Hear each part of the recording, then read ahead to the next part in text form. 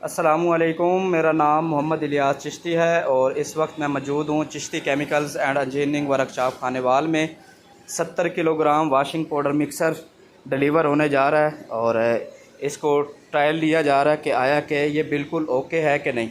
Single phase घरेलू बिजली पर चलने वाली मोटर लगी हुई है, गियर मोटर स्टेनलेस स्टील में बना हुआ है, शाफट और स्पैरल इसके स्टील के हैं, ठीक है। और तैयार करता है Chishti chemicals and engineering workshop Khanewal.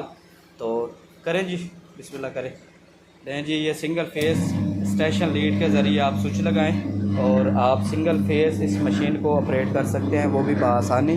Capacity है इसकी 70 किलोग्राम आप वाशिंग पाउडर इस मशीन के अंदर बआसानी मिक्स कर सकते हैं, ठीक है। गियर जापानी मोटर लगी हुई है, सिंगल फेस घरेलू बिजली पर चलने वाला ये मिक्सर है।